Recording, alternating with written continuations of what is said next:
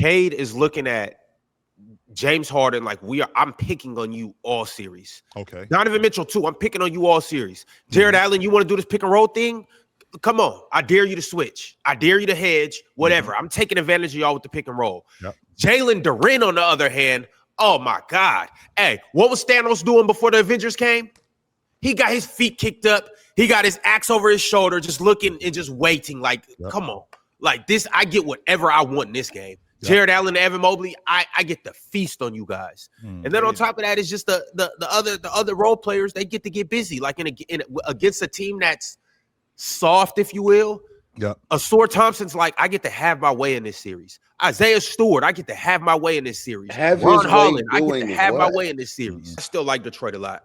In the beginning of the season, even when they got out to their fast start, I was saying that I don't even have them making it out the first round. They're too young. They're not experienced enough. They don't have enough on the offensive end. But like as we know, like Detroit's some gangsters, y'all. And we seen them last year against the Knicks. No, don't do that. We seen them last year against the Knicks. Yeah, we did. And so like we know like yeah, but I mean there's context to that. Like they lost in 6, but you know, let some people tell it should have definitely went to 7. And let some people tell it if it would have went to 7, Detroit would have won. However, I'm not going back to rewrite history or anything Detroit like that. Pistons fans. It's more in theory.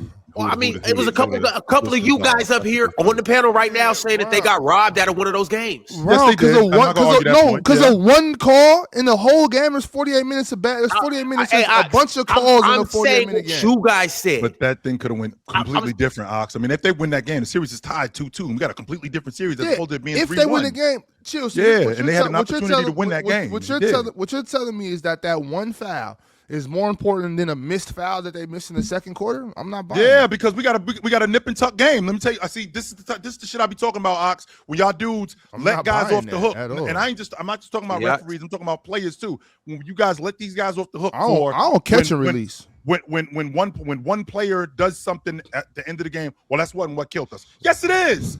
When Jamal Murray went to the free throw line and missed those free throws, that's what killed us. We had an opportunity to take this game into overtime and win it. Then he went back to the free throw line and got another shot and did it again in a couple of games later. I don't care about what happened previous to that. We're in this space right here, right now. We have an opportunity to go into overtime. You are our best free throw shooter. You didn't deliver. You killed us tonight. That night, if that referee calls that foul, that afternoon, if that referee calls that foul, he goes to the free throw line. He makes those free throws. We go into overtime, and we got an opportunity to win this game. Why won't he miss the free throws like Jamal Murray did?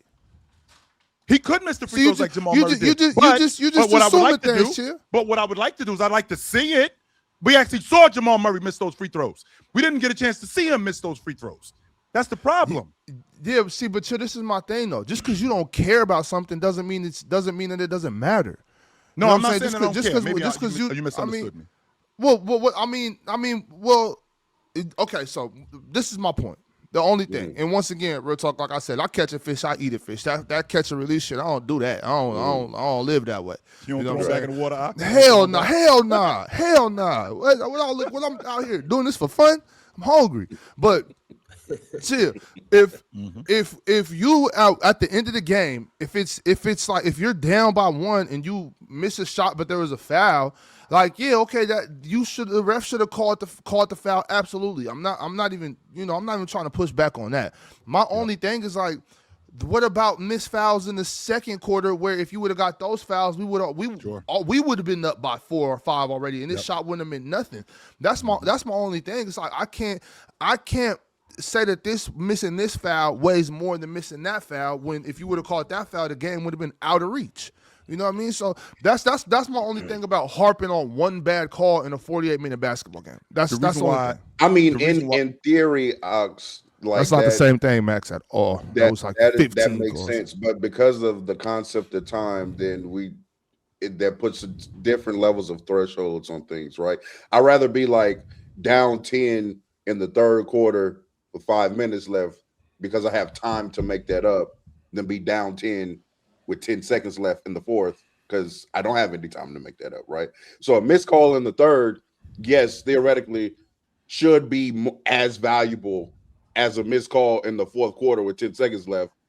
But because of the concept of time, it's just inherently not, in my opinion. Like but the team, if I'm down, I have time to make up for a missed call in the second quarter than I do, late fourth with a minute left. Like it's two different scenarios. I can see that, but I look at all quarters I'll just look at the quarters as 4 games. You know what I'm saying? Like, and obviously I know it's 1 game, but just as a way for me to compartmentalize and like, okay, let's win this quarter, let's win this quarter, let's win this quarter, let's win this quarter. I look at it all the same, and so for those reasons, I don't look at the fourth quarter as more important than the second quarter. You know what I'm saying? I don't look. I look at every quarter is just as important. We got to win. We got to win each one. You know, the reason why the fourth quarter, the reason why the fourth quarter is like that is because now, like, my margin of error is way less than what it would be in the second quarter, because now we're getting closer to the end of the game. Swiper, what's the difference in 2019 in the NFC in the divisional game if they throw that flag for Drew Brees on that pass interference as opposed to in the second quarter? That's huge. Oh my God, that's the game right there. That was ridiculous. That's the ball game. Every single one of them refs got fired. That's the ball game. Now, if you do that in the second quarter, and if you miss that in the second quarter, if you miss that in the third quarter, okay, all right, he missed it. You killing us, but we have an opportunity. No way. So that's terrible to miss that in the second quarter, especially in football. Pass interference like that, that's a touchdown. But in the fourth quarter, you miss that. Now they are in field goal range. They're in field goal range. With them being in field goal range, they knock down the field goal. Game's over. We're done. As opposed to the second quarter, even if they do end up getting the momentum, we do get the ball back. In the fourth quarter, this is money time. This is when you have to make plays. And a play like that for the Detroit Pistons, where he clearly got hit at the long ball line. He didn't get nudged, or he didn't get scraped. He clearly got hit. If that foul is called, now we have an opportunity to go to the free throw line and win the game possibly. In the second quarter. Y'all just see that's y'all problem. Y'all just coasting and just waiting like, oh, don't worry about it. We'll get it later. Or we'll get, man, y'all got to take care of business from beginning to end. Y'all acting like these early teams don't matter. Like, what y'all just warming up? Like, that's what the layup lines is for.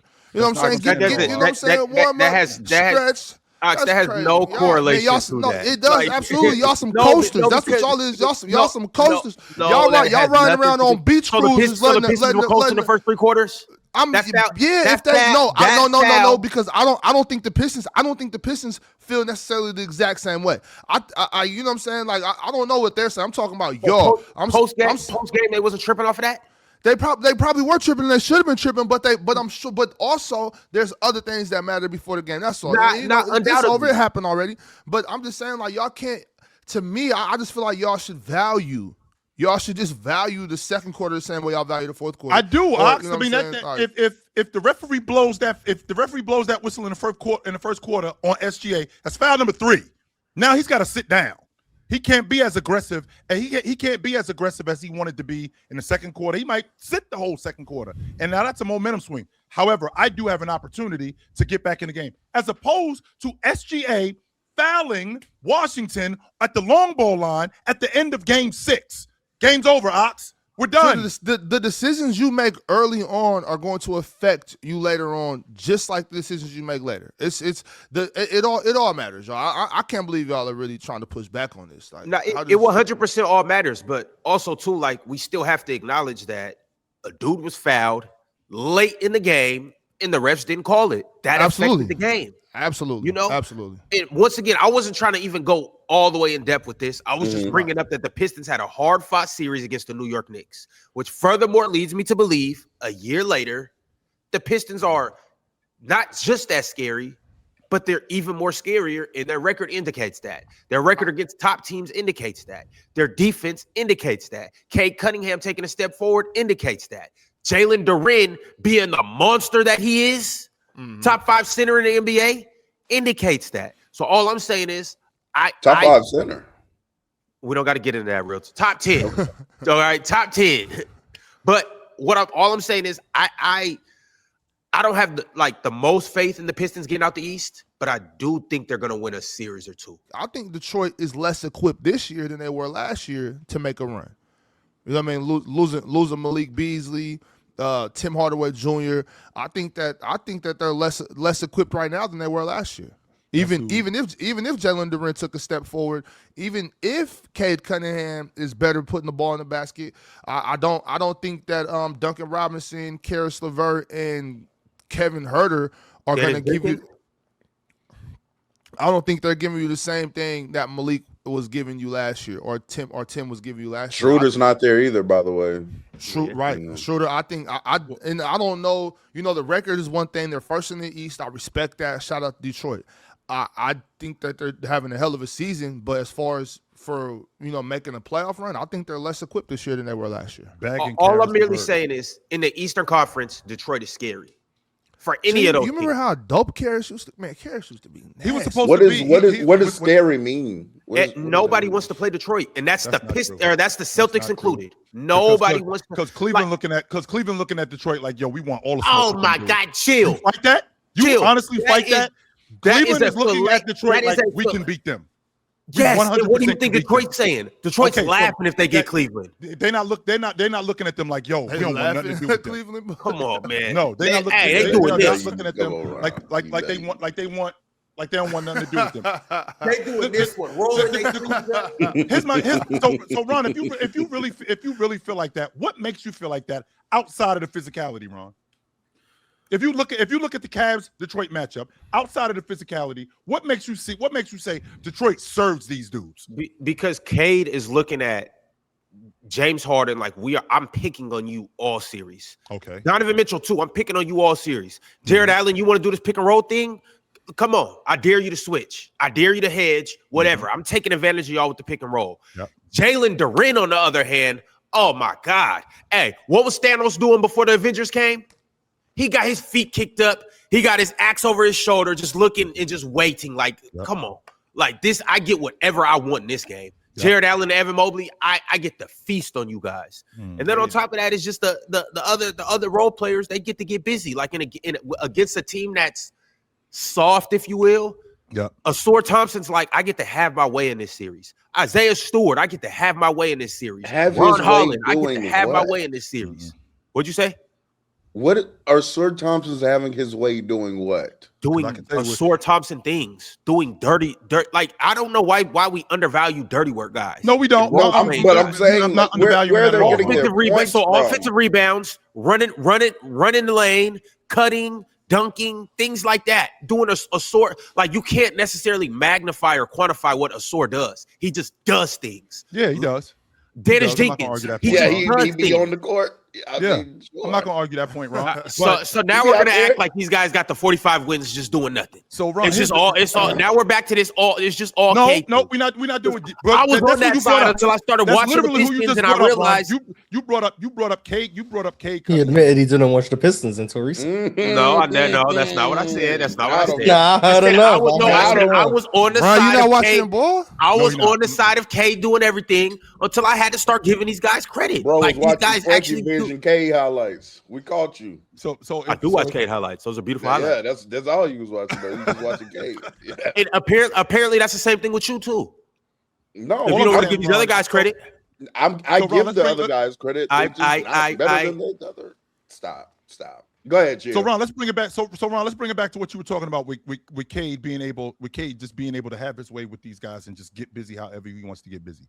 You and I both know that Cade has trouble consistently making shots, consistently knocking down open shots, consistently finishing at the rim. So when you got rim protectors like Jared Allen and Evan Mobley at the rim, that's going to be a problem. Number one. Number two, you talked about Jalen Duren, who, by the way, has been a beast against Cleveland. I'm not going to argue that point. But that's who else. That's who you brought up. When I think about Cleveland and I think about overall offensively, like you brought up Asor Thompson being able to do the dirty work, which I can appreciate him doing dirty work. But if you look at what the Cleveland roster has, and in terms of everything they have offensively to do, not just dirty work, but to knock down open shots, not just to knock down open shots, but to make the correct plays. Offensively, they are better than the Detroit Pistons. They knock down more wide open shots. I think they got more playmakers than Cleveland. Than Detroit on both the offensive and defensive end. So this isn't the quote unquote, as Ox would put it, buffet that you think it is. No, Cleveland is looking at Detroit like, we can beat these dudes. All we have to do is stand up to the physicality of them. And if we can stand up to the physicality of them, we can run our offense. We can knock down open shots. We can get out in transition. I like my guy one-on-one. I like my guy as a bucket getter and Donovan Mitchell better than I like your guy, Cade Cunningham, as a bucket getter, because my guy has proven, he's shown that he can do it in playoff series at a high level. So the idea of them looking at them like food, you couldn't be more wrong about that, Ron. Chill. So why don't you have Cleveland winning again? James Harden. That's crazy. But that doesn't mean they can't beat Detroit. I just don't think anybody's that high on Detroit anymore. And you know what? Shout out to Detroit. I don't want to be too disrespectful, right? They've had an amazing year. Right. But they've benefited from a few things, right? They've been one of the healthier teams in the league this season. That's number one. Right. Number two, they have a phenomenal defense that wins you a lot of games in the regular season. They rebound very well, also wins you a lot of games in the regular season. And they have a good enough offensive player to floor raise that offense to around top 10 levels that wins you a lot of games. However, when you get to the playoffs, talent matters. They don't have a lot of offensive talent on that team. Say that one more time, real talk. I don't think they heard you in the back. They do not have a lot of offensive talent on that team. No, it just is what it is. And so when these other teams like Boston match up with them, Cleveland matches up with them, I'm scared for them to play Charlotte in the first round. If they do, I ain't gonna lie to you. If Charlotte plays Detroit in the first round, there's a chance of them going home. I wouldn't bet on it, but there is a chance. I think because if they can't go to Charlotte, I don't know how Detroit's going to put the ball in the basket enough to keep up with them. Depending on those odds, though, real talk. Depending on those odds, look, as long as y'all bills is paid, depending on those, depending on them odds, man, go ahead and put 100 on Charlotte. We might as well. Low-key. Charlotte, that's if Detroit played Charlotte, that's definitely a just paying bill series. Like, we don't really need to do a lot. We just need to pay the rent. We pay the rent. We don't have to do a lot. No, we don't. I got Detroit. Like I got Detroit in that series. Why is that a paying bill series? The reason why I think so, Mars, is because I think that with Charlotte, I think that the stuff that they do bad. I don't know if you noticed. I think they're third to last in the league in turnovers. And I think that that's going to be a huge factor come playoff time. I think teams are going to exploit that. Whichever team that they end up seeing, I think that they're going to exploit the fact of their inability to take care of the basketball. And I feel like Detroit does a good job with their physicality and turning teams over. And I feel like that's going to wane on. I think that's going to wane on Charlotte. And with that being said, Detroit is a team who does not have to be overwhelmingly talented, in my estimation, to beat them. I just think that they can put them in a space where what they do bad the most is what's going to make us be able to beat them. It's the panel. Religion get built on cam. Where the check throw smoke and the host go ham. You ain't never seen hoops out here did raw. Every take got weight, every night we drop. This that barbershop. Courtside, worldwide tone. Welcome to the only show that really feel like numbers jumping like the score.